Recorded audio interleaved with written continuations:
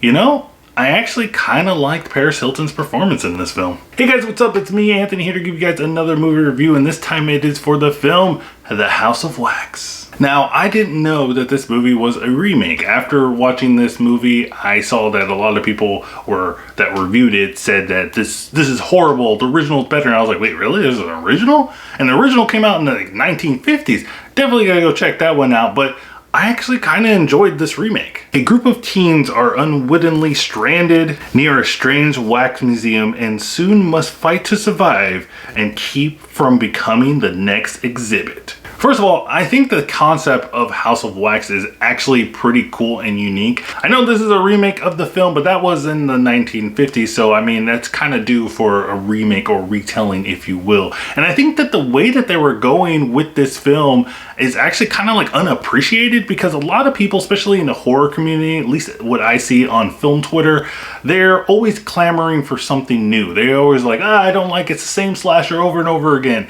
And I don't know if they were alive during the House of Wax times, but I feel like the hate that this movie got was kind of unfounded. Yeah, there's some like really cheesy acting, and some of the story with the villains don't really get fleshed out and everything, but what we have here is a pretty good story. You know, give it a couple of sequels. There's like a whole bunch of other horror movies that have like 4 sequels that don't even need to have 4 sequels. I mean, Scarecrow, I mean, who's watching these films? But I think that the villain is actually really unique, has a cool design. Yeah, I know it's just another creepy dude in a mask, but I mean, you know, if that's the trend that we're going with, then I mean, might as well just add him to the list, right? But I think just the contraptions and the practical effects, I'm really surprised with a lot of these horror movies that I'm watching on this 31 days of horror that I'm doing. Check out my other videos. The playlist will be in the eye. Yeah, there's some CGI, and notably some really bad CGI towards the end of the film,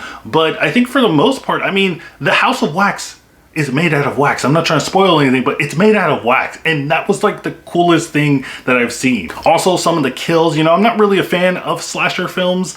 I don't really like gory stuff, but some of the kills in here, you know, creative. I haven't seen those before. And, you know, this movie is called House of Wax, so you would hope that they would incorporate wax in some of the killings, and they do that, and they're actually pretty inventive. And we gotta talk about Paris Hilton, because she's the cover of this film. She's like showed that she's covered in wax.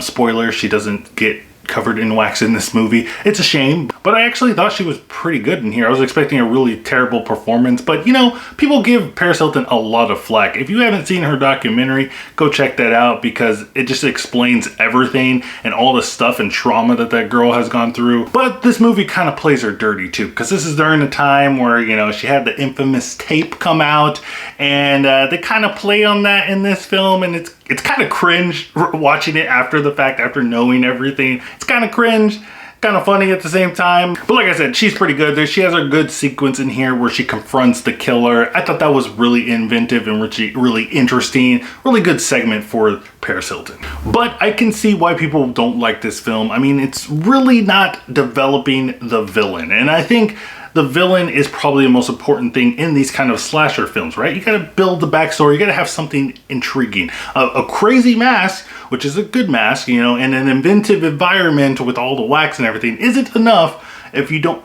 invest in that character. I feel like it's like a video game where all the storytelling is in like the codex and the documents that you pick up along the way, and if you don't read those documents, you don't know anything about the character, and then the movie ends or the game ends, and then you're like, who was this guy again? But I wish that this movie just got a sequel or a couple of sequels, because maybe then after all the criticism that they got for not developing the characters, they could have actually done that in the next film. I don't know, do a prequel like most horror films like to do. They're like, the first one was this, and then the second one's a prequel. I don't know why they do it, but hey. But yeah, I just wish that they would get another opportunity, because like I said, I mean, movies like freaking Scarecrow keep on getting sequels, and then this movie can't.